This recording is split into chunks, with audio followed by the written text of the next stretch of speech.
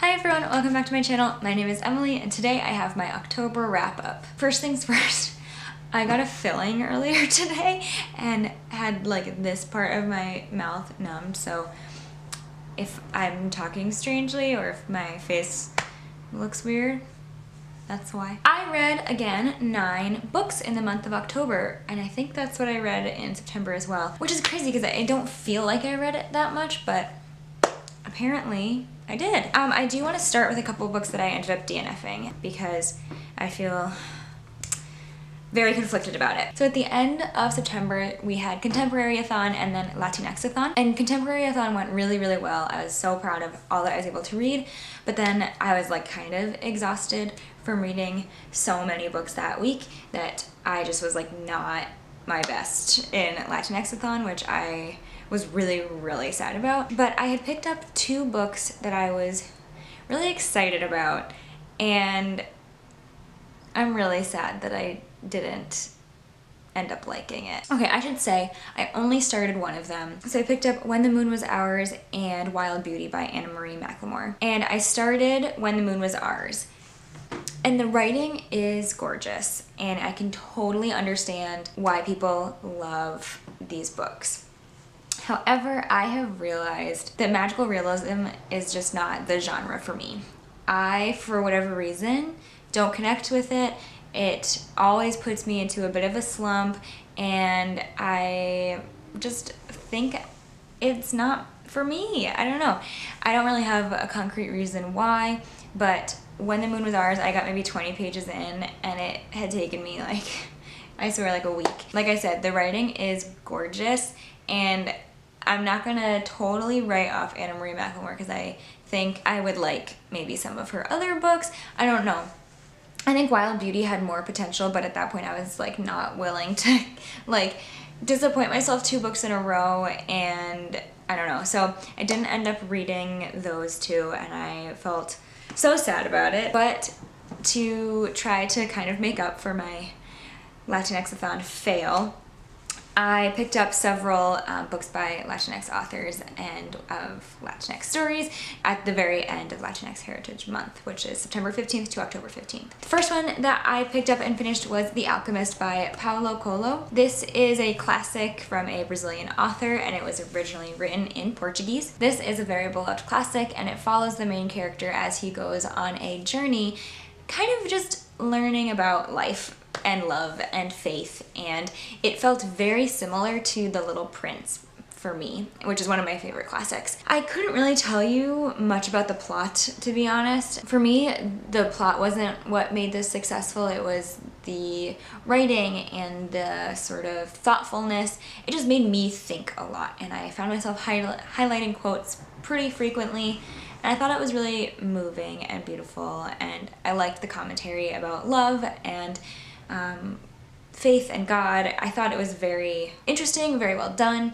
I ended up giving this 4 stars. Next up, I read My Beloved World by Sonia Sotomayor, who is a Supreme Court Justice in the US. And she is Puerto Rican, but was born, I think she was born in the US?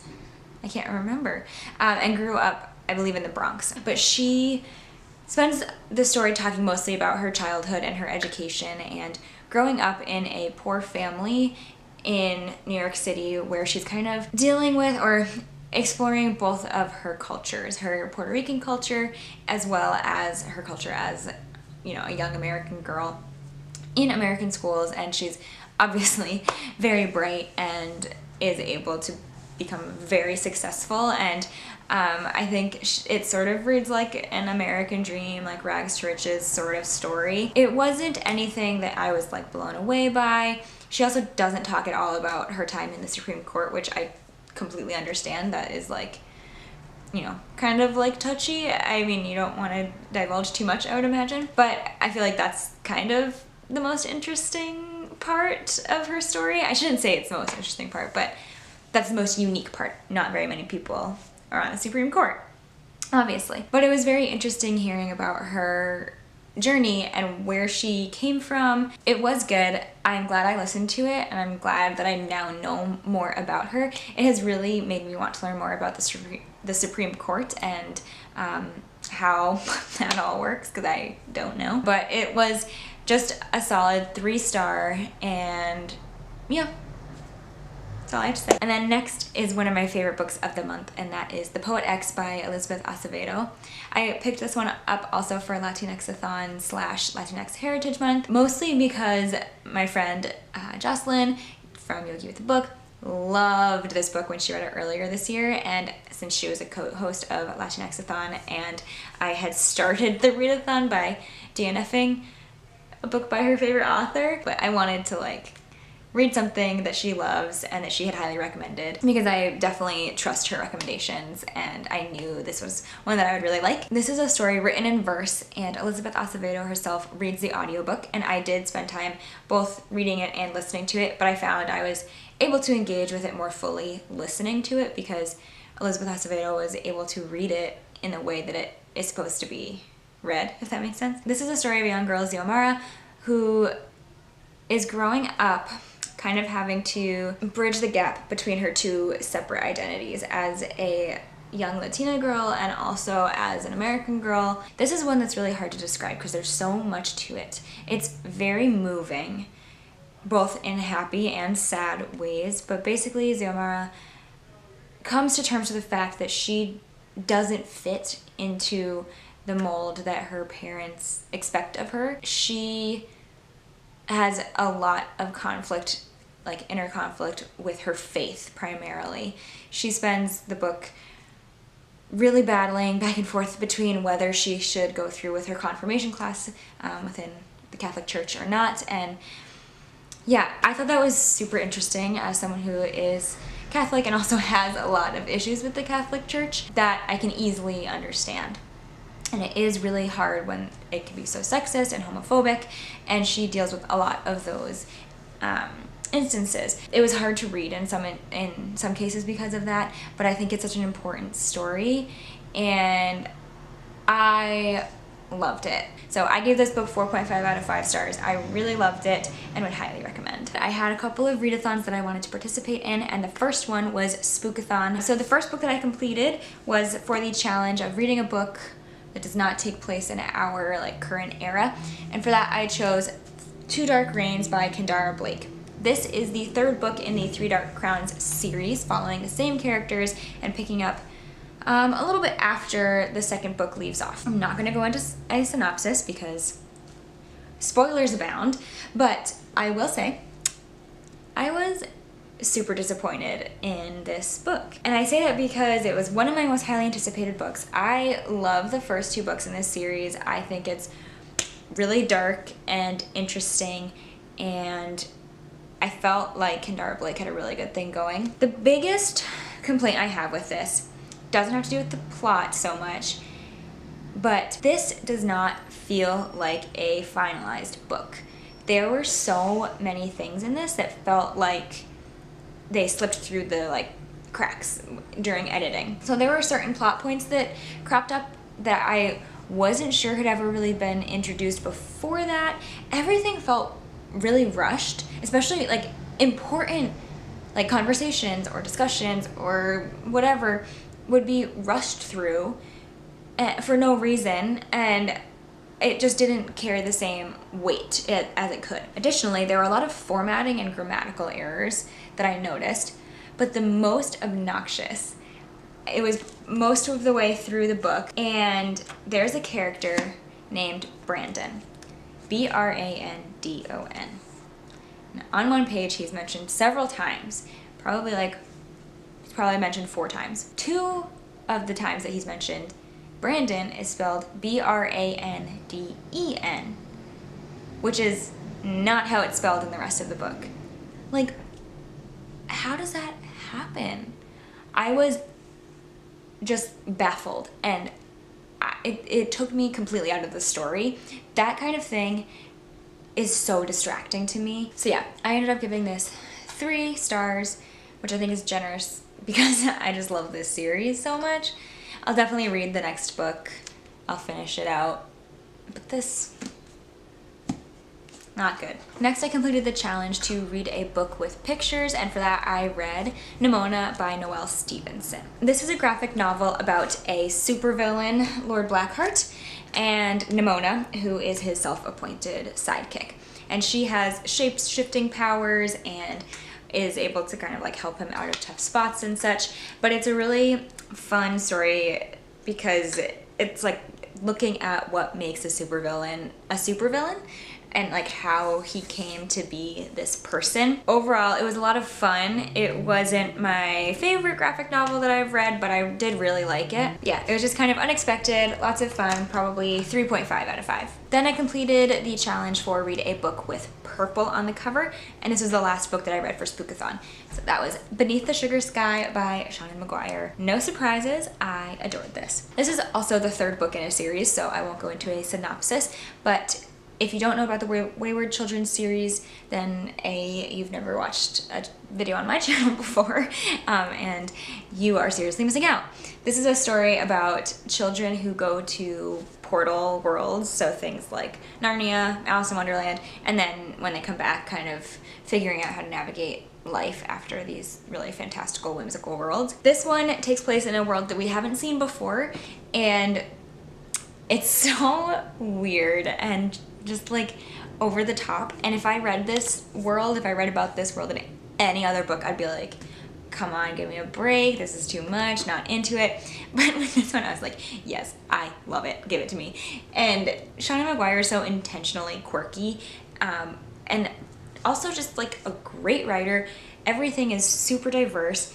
There is just tons of representation in here, and it's really well paced. Like, these are short stories, but they contain like plenty to keep it interesting, and I'm always excited to read them. And obviously you can read it pretty easily in a sitting or two, and I just can't wait for more books in this series. I think there are 2 more coming out, if not more, and I just think they're little works of art, and the covers are maybe the most beautiful ones I've ever seen. Okay, and then moving on to Witchathon. So today is October 31st while I'm filming this, and so that's the last day of Witchathon. I do intend to finish 1 more book in my TBR, but as of right now, I have finished 3. First one, it was the group book, The Girl Who Drank the Moon by Kelly Barnhill. And while I do have a physical copy of this, I actually listened to the whole thing on audiobook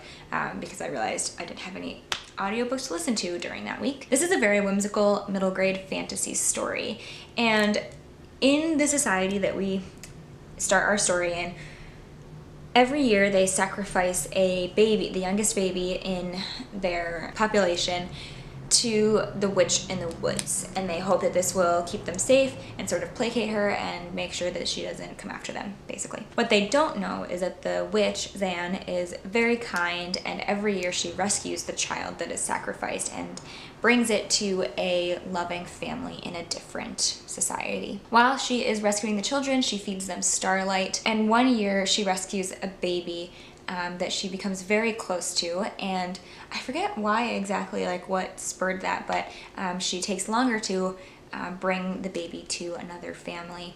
And along the way, instead of feeding her starlight, she feeds her moonlight, which imbues her with all kinds of magical abilities, more than she can really handle. So Zan decides to protect her from herself and lock that magic away, and then when she turns 13, the magic will sort of like come to fruition. And that is like the synopsis that's given in the dust jacket, and honestly most of the book is like getting up to that point of her magic kind of coming to. And while there are a lot of other elements, that's the main plot point we're working toward, and it just felt like it took forever to get there, personally for me. There are many, many more characters in this book than the synopsis mentions, and all of the pieces of the puzzle like sort of come together through each of them. I will say my favorite character in this book was the dragon, Firion. He was so silly and cute and just charming, and the whole book itself is like has the charm of a middle grade story, but for me it just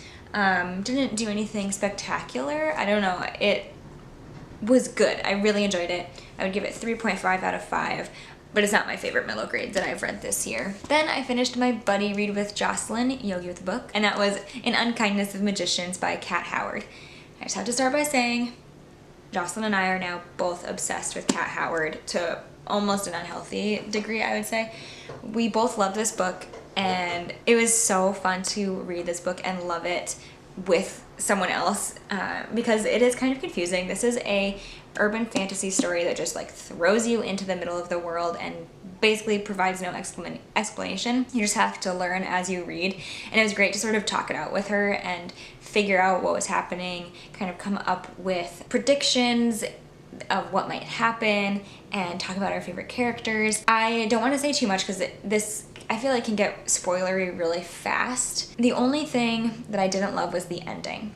So there were two major points that were sort of the climactic moments, and neither one of them really gave me all that I was looking for. The first one especially, it was over in like a page, which just didn't feel right.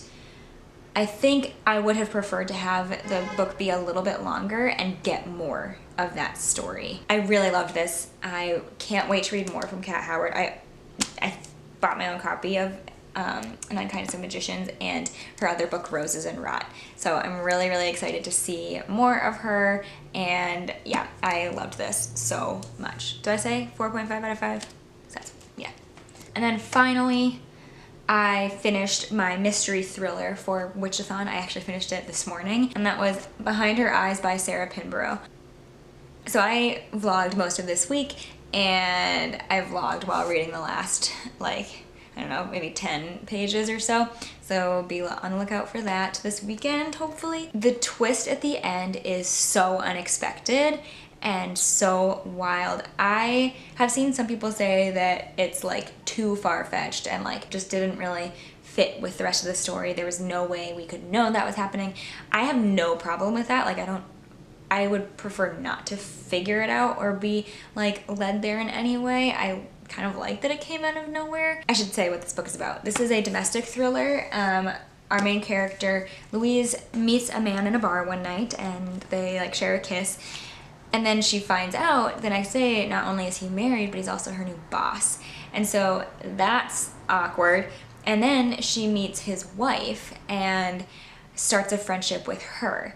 And so she's like leading these two relationships and isn't sure how to like navigate it. And it's all very like weird and awkward. And she feels especially uncomfortable because it's clear that Adele, the wife, is scared in this marriage and she doesn't trust David and he doesn't trust her, and like there's all kinds of secrets. Some reviews I saw said that like the rest of the book was just fine, it was the ending that really did it. But for me, I was enthralled from the start. I was so unsure of what was gonna happen and I loved that. So yeah, this is definitely 5 stars from me. I love mysteries and thrillers and I need to read more of them. This just convinced me of that. And then the last book that I hope to finish today is Macbeth by Shakespeare. I will definitely update my vlog with thoughts on this because I'm not going to include this in a November wrap up, but I want to get this wrap up today. So hopefully this goes well. Alright everyone, that is everything for this video. Thank you so much for watching. If you have also read any of these books or if you have any similar or differing thoughts, please let me know in the comments, or you can find all the links to my social media accounts in the description box below. Be sure to give this video a thumbs up if you enjoyed it and subscribe to my channel so you don't miss out on my next video. But until then, happy reading. Bye.